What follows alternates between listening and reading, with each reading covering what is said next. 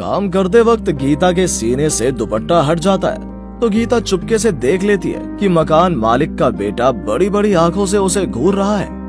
गीता फिर से दुपट्टा ओढ़कर फर्श पोंछने लगती है। फर्श पोंछने के बाद जब गीता चली जाती है तो मालिक का बेटा उसे बुलाकर कहता है, क्या तू शादीशुदा है? गीता ने आह भरी और कहा, अनाथ लड़की से भला कौन शादी करेगा, शादी मेरे नसीब में कहा। मालिक के बेटे ने गीता को कुछ अलग नजर से देखा और होठों को दबाते हुए कहा, अनाथ है तो क्या हुआ, मैं तेरा शरीर देखकर तुझसे शादी करूंगा।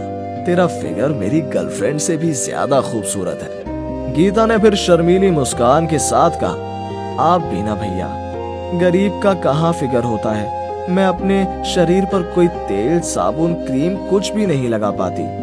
तेल साबुन खरीदने के लिए पैसे कहाँ हैं? इतना कहकर गीता किचन में चली गई। थोड़ी देर बाद मालिक का बेटा चुपचाप रसोई में आया और गीता के हाथ में एक पैकेट देकर कहा, तेल साबुन क्रीम तेरी जरूरत की हर चीज है। गीता ने आश्चर्य से कहा, आप मुझे ये क्यों दे रहे हैं? फिर मालिक के बेटे ने गीता का हाथ पकड़कर कहा, मैं तुझे ऐसे ही नहीं दे रहा हूँ, रात को बताऊंगा कि ये सब मैं क्यों दे रहा हूँ। गीता ने मालिक के बेटे की बात सुनते ही उसका हाथ हटा दिया और थोड़ा डरते हुए कहा, भैया जी, आपकी बातें सुनकर मुझे डर लग रहा है, मुझे आपका सामान नहीं चाहिए। मालिक का बेटा हंसा और बोला, डरने की कोई बात नहीं है, तू इन्हें रख ले। इतना कहकर मालिक का बेटा चला गया और फिर गीता को एक अनजाना सा डर सताने लगा। वो इस घर में 10-12 दिनों से ही काम कर रही है। जब से वो आई है उसने देखा है कि मालिक का बेटा उसे अजीब नजरों से देखता है। देर रात मालिक के बेटे को अपने कमरे में देख गीता डर गई और बोली, भैया जी, आप इतनी रात को? मालिक का बेटा फिर थोड़ा पास जाकर बोला, देख गीता, तेरी काफी उम्र हो गई है लेकिन तेरी शादी नहीं हुई है। मुझे पता है इस उम्र में तेरे शरीर को क्या चाहिए, मैं तेरी वो भूख मिटाऊंगा। मालिक के बेटे की बात सुनकर गीता थोड़ी दूर चली गई और बोली, नहीं भैया जी, मेरे शरीर को कुछ नहीं चाहिए, आप यहाँ से जाइए। मालिक का बेटा थोड़ा और पास गया और बोला, मैं तुझे नया मेकअप, नए कपड़े, नया फोन खरीद कर दूंगा। माँ बाप जितने पैसे देते हैं मैं उससे ज्यादा पैसे दूंगा। गीता ने सिर झुकाकर कहा, लेकिन मुझे डर लग रहा है, अगर कुछ हो गया तो? अरे कुछ नहीं होगा।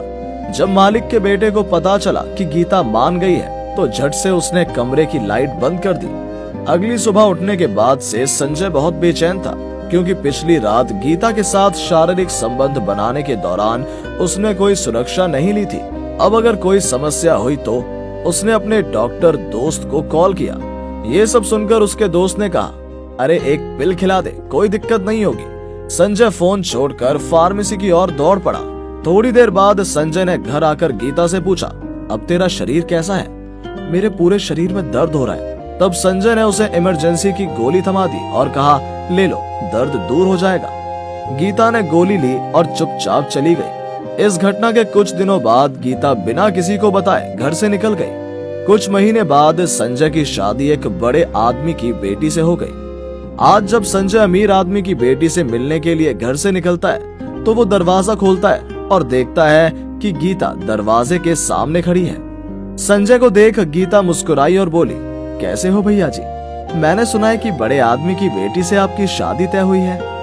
गीता के कपड़े और शुद्ध भाव देखकर संजय हैरान रह गया और बोला, अरे गीता, तू? गीता हंस पड़ी और बोली, हाँ, लेकिन मेरा एक और नाम है, जैरिन। मेरे गर्भ में अपना बच्चा देकर अब किसी दूसरी लड़की से शादी करना अच्छी बात नहीं है। संजय हैरान रह गया और बोला, क्या मतलब है तेरा? गीता ने हंसते हुए कहा कि इसका मतलब बहुत आसान है। मेरे शरीर पर हक जमाने के बाद जो गोली तुमने मुझे दी थी, मैंने उसे नहीं खाया। अगर मैं खा लेती तो क्या मैं तुम जैसे बड़े आदमी के बच्चे को अपने जाल में फंसा पाती? अब मुझे 5 लाख रुपए दो तो मैं इस बच्चे को गिरा दूंगी, नहीं तो मैं तेरे इस बच्चे को लेकर तेरी ही शादी में आ जाऊंगी। गीता के मुंह से ऐसी बातें सुनकर संजय को समझ आ गया था कि वो कहाँ फंस गया है। उसका पूरा शरीर पसीने से गीला हो गया। अगर इस घटना का पता चला तो बवाल हो जाएगा। संजय ने फिर दबी आवाज में कहा, मैं पैसे देने के लिए तैयार हूँ, कब और कहाँ देना है ये बताओ। गीता ने फिर आंखों से चश्मा उतारा और कहा, कल जहाँ पैसे लाने को बोलूंगी वहीं लाना। घर या ऑफिस में गृहिणी को काम पर रखने से पहले उसकी अच्छी तरह जांच कर लेनी चाहिए। साथ ही हमें ये भी ध्यान रखने की जरूरत है कि जो लोग पहले से ही हमारे घरों में काम करते हैं वो प्रताड़ना का शिकार ना हो। उन्हें मददगार माना चाहिए, काम करने वाला नहीं।